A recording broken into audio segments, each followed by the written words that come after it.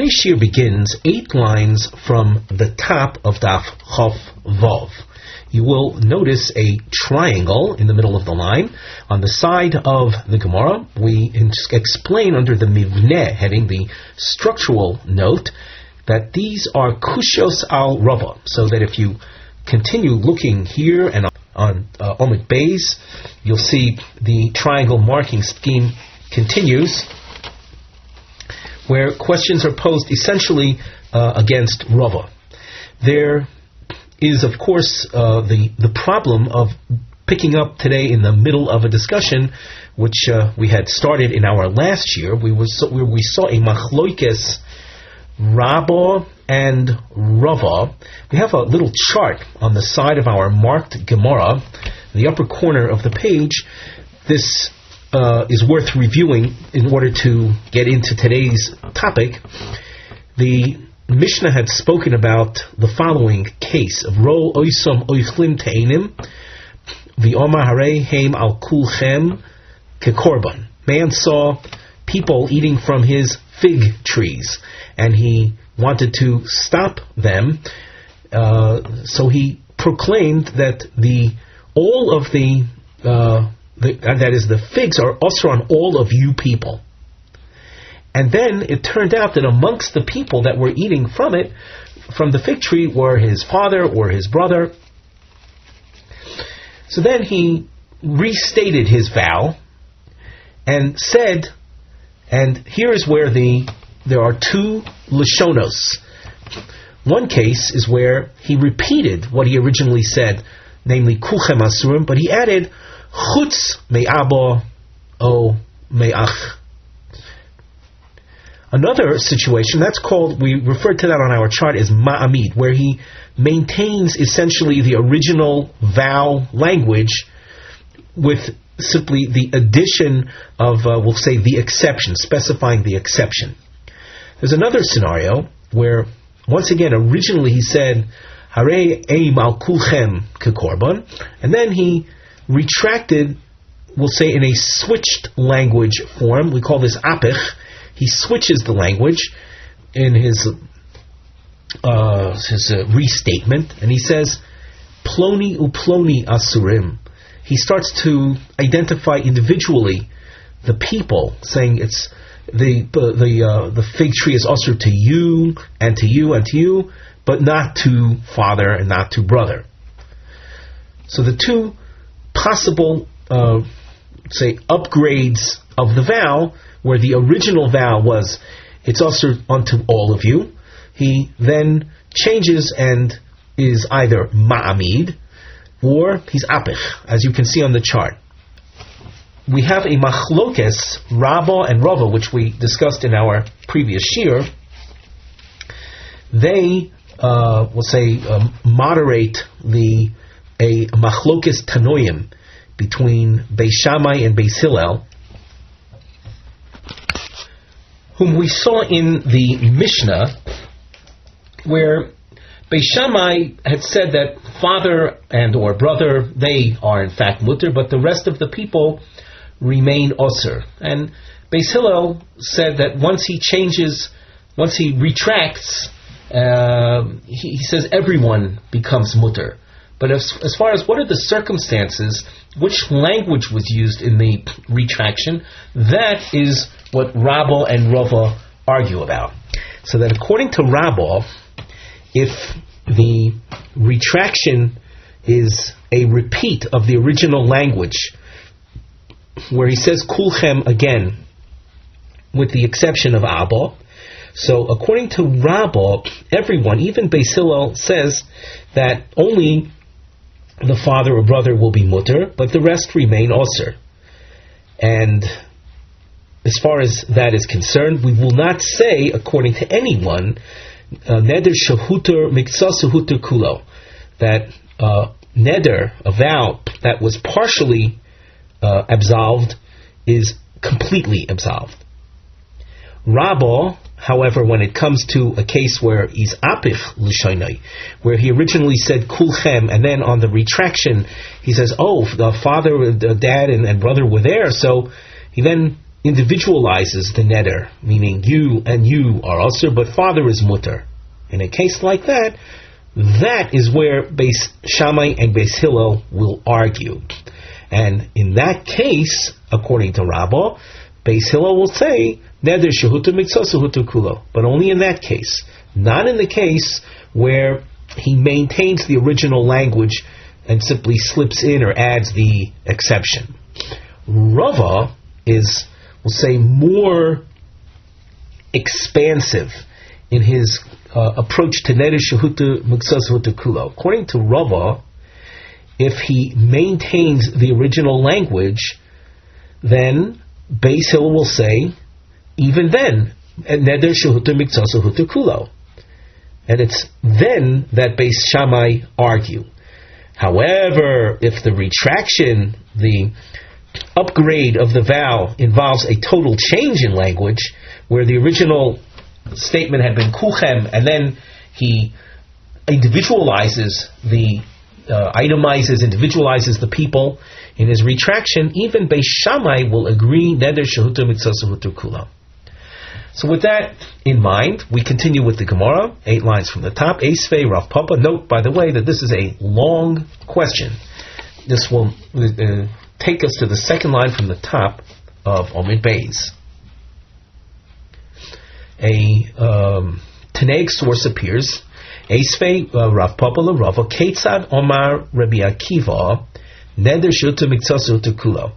Now, Rabbi Akiva represents Shitas Beis Hillel, because it was Beis Hillel that described Neder shehutu miktzah shehutu kulo. And being that it's Rabbi Akiva representing, we'll say, Beis Hillel, the Chachomim will argue. So, what is the case that is, we'll say, unique to Beis Hillel? Ketzad Omar Rabbi Akiva Neder shehutu miktzah shehutu kulo. Konem she'eni nehene lekulchem. Huter echad mehen, hutru kulam.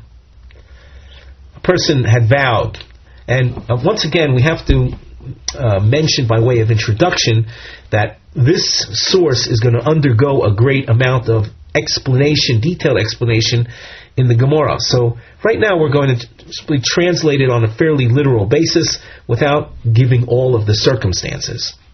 So we see someone that vowed, konam is an expression of vowing, that he will not provide benefit to a group of people.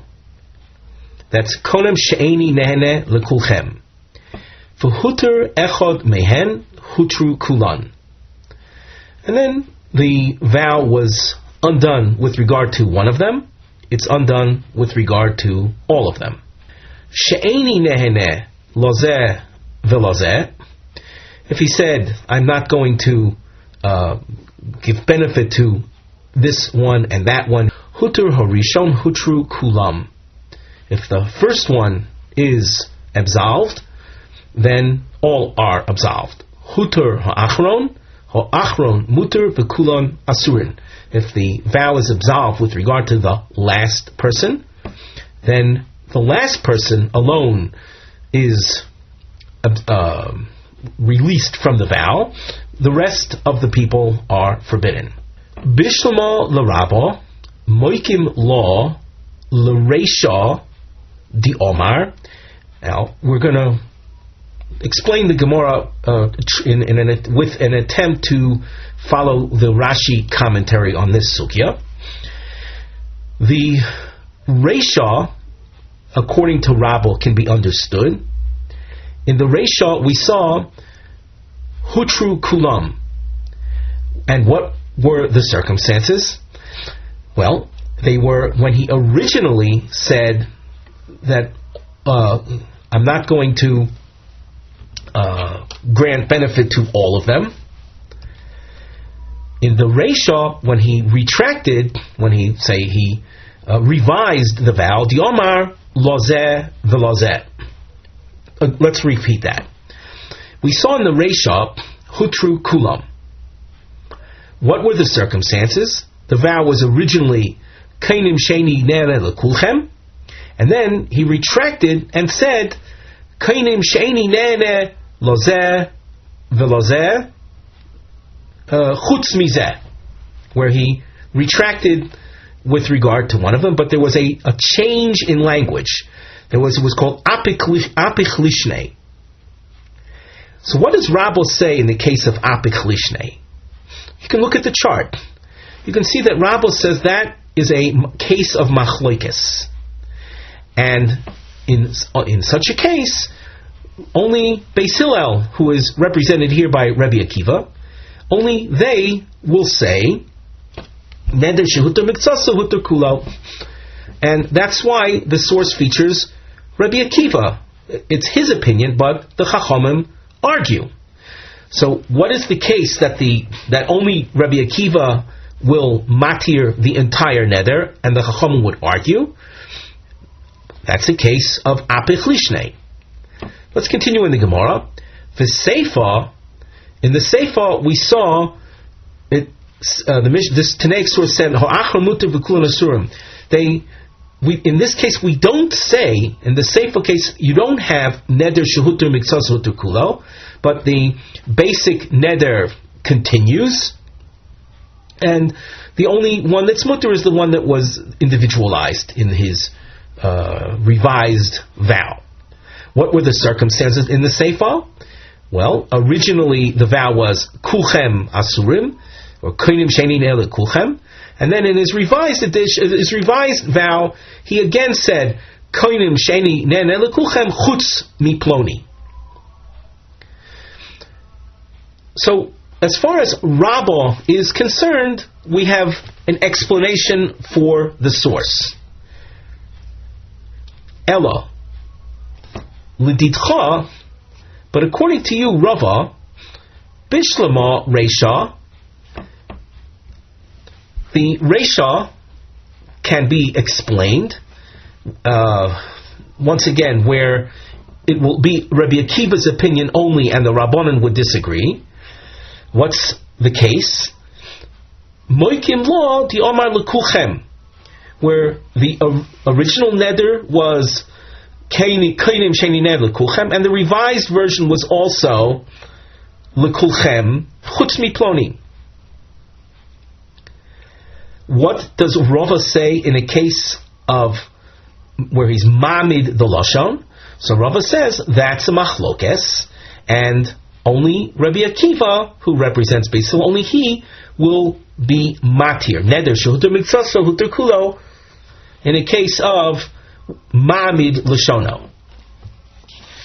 We continue at the top of Amud Beis. Elo seifa di omar lozeh velozeh, but in the seifa of the Tanaic source, where it had said, and we're following Rashi's commentary, in the seifa of the source, we saw a situation of huter rishon huter kulam. In other words, neder shehuter miktsasa huter kulo, and in the retraction, there had been a total change in apich lishnei, where originally it was kulchem kainim sheini nele kulchem, and in the retraction it was eini nene lozeh velozeh. So the question is, Rabbi Akiva amai pligi rabbanon alei, why would the source say that that's Rabbi Akiva's opinion, leaving us to think that the rabbanon would disagree? V'ho amris divrei hakoil mutter. But you, Rava, said that in a case of apich lishnei, everyone will say neder shoter miktsasa huter kulo. That's the question. Omar le Rava. Rava responds to Rav Papa, and he says, Ula Rabba le Rebbe Akiva minicha. You, Rav Papa, said that things work out well according to Rabba's approach. I want to ask you, according to Rabba's approach, is this presentation of Rabbi Akiva understandable? Seifa b'mai moikim law, in the Seifa, how did you set up the Seifa, where it had said that the Achron Muter V'Kulin Asurin, the Omar L'Kulchem, where he had said in his retraction, he had been Ma'amid Lushono, he had maintained the original language with the exception of a father, or a specific individual. Well, according to Rabbi Akiva, Hey Dain Hu Rishon V'Hei Dain Hu Achron, in the Seifa of the source, reference was made to either Huter or Rishon. We have, if you look back on Amud Aleph, you see a trapezoid shape around the word Hutar, so you can see quickly what we're asking. What is the meaning of the Rishon, of the Achron? Who are these people, the first one and the last one? Ella. So Rava says, I'll tell you I'll now explain to you how to read this source. And so that Rava is now going to read the source according to his approach. Ella Reisha di Omar L'Kulchem. In the revised vow, after having prohibited all of the people from benefit, in the revisement he said, again, I'm preventing all of you except for so-and-so. In a case like that, only Rabbi Akiva would say Huter Kulo. Again, this is Rava's approach, where he's Ma'amid Lashon, Neder Shutu Miktzosu Huter Kulo will be true, but according to only Rabbi Akiva, who represents Beis Hillel. The Seifa, the continuation of the source, is a different story. Kegoin Shetolon Ze Bozeh. Let's take a look at the Rashi. A few lines down from here in the Rashi commentary, it will say, Elo Kegoin Shetolon Ze Bozeh, Demeikor Omar Koinim Sheni Nene Lozeh. V'hoder Omar Ploni Yehi Ozer Keploni Sheidarti Uploni Hashlishi Ozer Kesheni. An original vow was, I don't want to give benefit to so-and-so. And then he said, regarding a second fellow, I want him to be like the first guy, also forbidden in benefit. And then he said, regarding a third person, I want him to be like the second guy.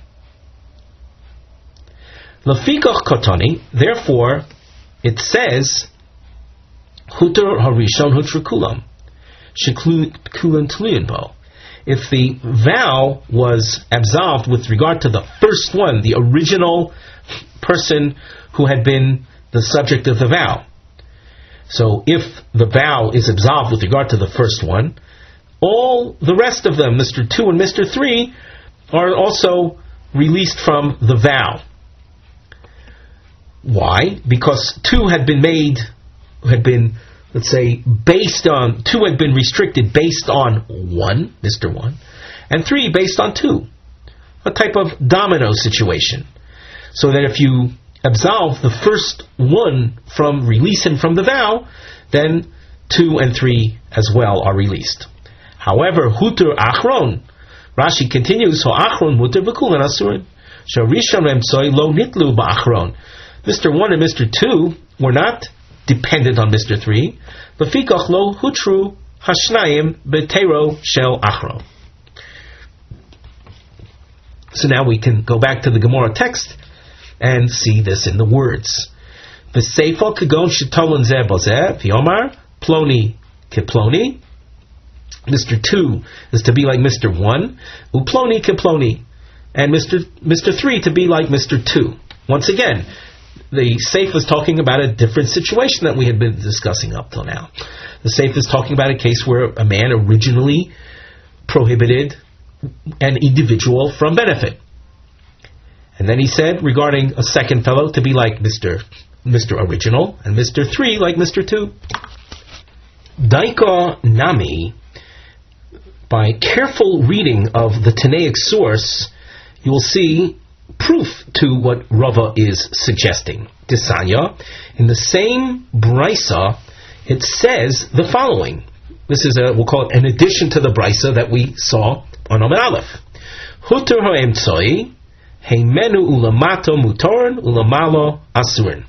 If the middle one is released from the vow, then from him downwards, using our example before, if Mr. 2 is released from the vow, so then Mr. 3 will also be released, because 3 was restricted, patterned after 2. So if 2 is released, 3 goes with him. However, above 2, the original fellow, well, he remains restricted. So that you can see from this section of the Brisa that the Seifa is a case of Tol on Ze Boze, as Rav explained. Esvei Rav Ado Baravo L'Rava. Another question, it's a long question. If you look in the Mefarshim, you'll see that this question could actually be raised against Rabbo as well. But the Mefarshim explain that the reason it's presented as a question to Rava is because Rav Ada was a student of Rava. The source says, Koinen Botzel, She'eni Toyev, Shabotzel Ra'lalev. He vows not to partake of Botzel. We'll assume the common translation of Botzel are onions. So he's prohibiting benefit from onions across the boards. Why? Because onions are bad for the heart. Amrulo, the vower was informed, Valo HaKufri Yafel. There's a Botzel Kufri. Kufri is the name of a place, so the onions that grow in Kufri are good. They're healthful. Huter B'Kufri, he then becomes released from the vow with regard to the Kufri. V'lo B'Kufri Bilvad Huter Elo B'chol HaBetzolim. He becomes released from the vow with regard to all onions. Ma'asahoya V'tir Rabbi Meir B'chol HaBetzolim. An incident took place, and Rabbi Meir released the person with regard to all of the onions. It's noteworthy that on Omen Aleph, basically at the end of our previous shiur, we saw that Rava had patterned Beis Shammai after Rebbe Meir, or if you want to be more technical, Rebbe Meir who had popularized a concept of Tfos Loshen Rishon, even though Beis Shammai was much earlier than Rebbe Meir, but nevertheless, legally speaking, Beis Shammai represents, according to Rava, the approach made popular by Rebbe Meir called Tfos Loshen Rishon. So now, what do we see here? My Lav, the Gemara explains now the circumstances of the source. Originally, he prohibited himself from all onions. When he retracted, upon hearing the benefits of the kufri, the Omar, he retracted by saying, had I known that the kufri was good for the heart, Omer, Kol habetzolim asurim, the kufri mutar. Notice, he's maintaining the original language, and that's why we underline this, Kol habetzolim asurim, with the additional exception made for the kufri. Now, according to Rava, that said Beis Shammai holds like Rebbe Meir, that Tfos Loshen Rishon. The Loshen Rishon means the original. If you have a phrase that has two parts to it, you focus on the beginning of the phrase. So in his retraction, he's maintaining what he originally said, Kol habetzolim asurim. Then he adds Kufri mutar. Why would Rebbe Meir say he's mutar in all the betzolim when the emphasis to be placed on the Loshen Rishon, the beginning of the phrase, namely that Kol habetzolim asurim, all onions, all other onions should remain Ozer, prohibited. Why in the source does Rebbe Meir, who is parallel to Beis Shammai, Tfos Loshen Rishon, why does Rebbe Meir say all the betzolim are mutar? The Gemara says, Loi. That's not the case. rather be oimer in his retraction after having prohibited himself from all onions. In his retraction, Rava tells you, he says as follows: had I known that the kufri was beneficial, I would have revised, I would have said the vow thusly. And here's the revised version: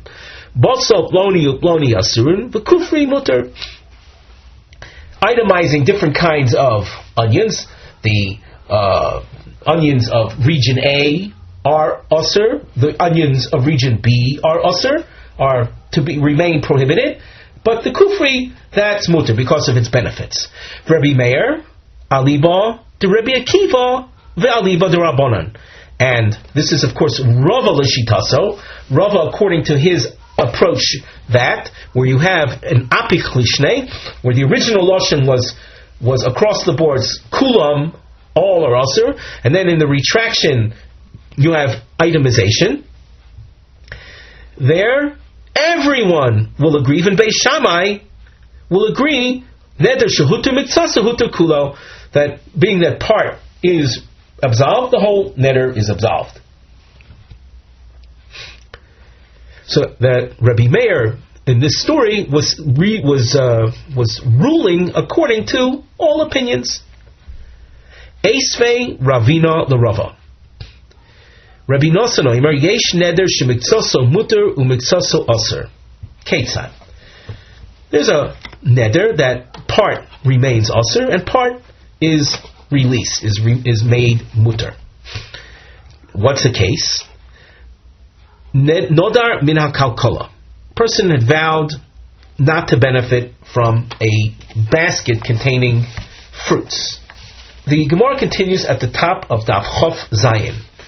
And in the basket there was a type of fruit called beno shuach. It's a type of fig. The Omar and the vower said, had I known that in the basket there were beno shuach, I wouldn't have made the vow. Hakalkolo asura beno shuach mutoros. The rest of the basket, the rest of the fruits are also, but the beno shuach are allowed. Until Rabbi Kiva came and said that when part of the vow is absolved, the entire vow is absolved.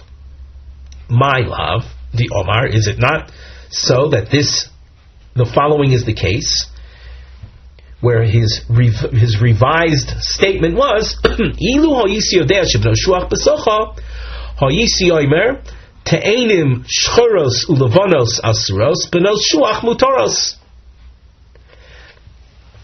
Notice the change, the apich lishnei. Originally, he prohibited himself from all of the fruits, and then in his revised version, he itemizes the black figs, the white figs, they remain Ozer. The beno shuach, those I would not have vowed against. Rabbi Kiva he upligi rabbanon. So what do you have here? You have a case of apich lishnei, a complete transformation of vow language, and yet it's only Rabbi Akiva that is allowing all of the fruits, but the Rabbanan would disagree. Well, that's not like Rava's approach. According to Rava, when you have apich lishnei, when you have a complete revised language of vow, everyone agrees that the original vow is completely absolved. So Gemara answers, lo, that's not the case. The vow is as follows. Had I known, after he prohibited himself from all of the fruits, in his revised version, he said, had I known that beno shuach were in the basket,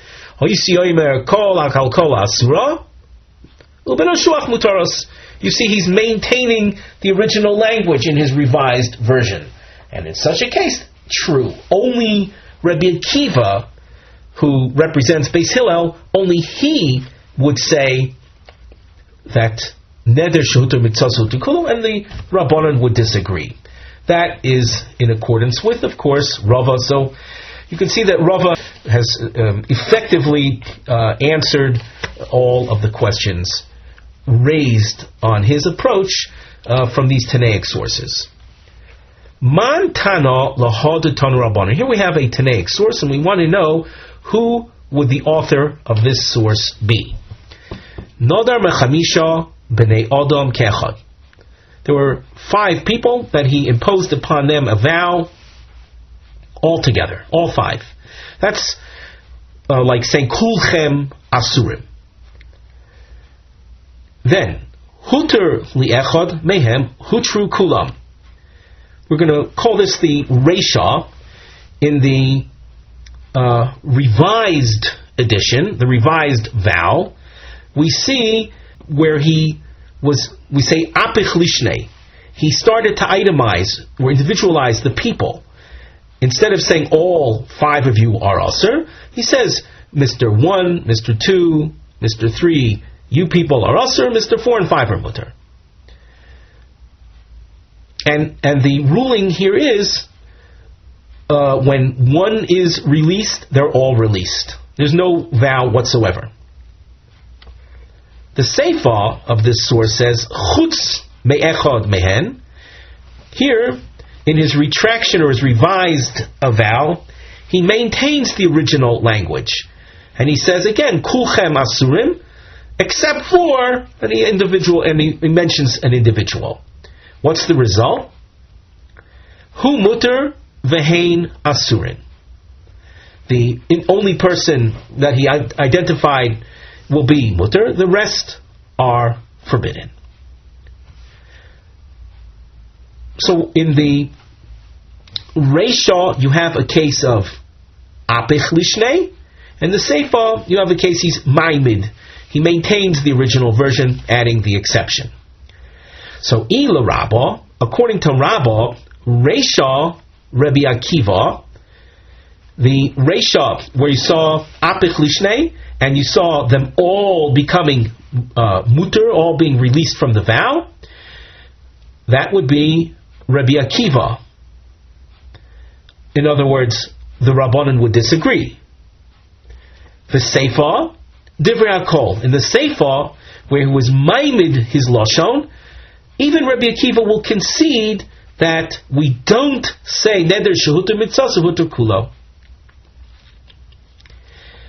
I L'Rava, Seifa Rabbanan. In the Seifa, where we saw Maimid Lishnei, and the entire Neder was not released, was not absolved, Rava, he will say that is in accordance with the Rabbanan. But Rabbi Akiva would disagree. Remember, Rava had a more expansive idea of Neder Shehuter Mitzvah Shehuter Kulo. In the Seifa, therefore, where he was Maimid Lishoinoi, only the Rabbanan would say that Hu Muter Vehein Asurin. The Reisha, where there was Apich Lishnei, according to Rava, Divrei HaKol, everyone will agree, even the Rabbanan will agree, that Neder Shehuter Mitzvah Shehuter Kulo. With that, we conclude our shiur for today.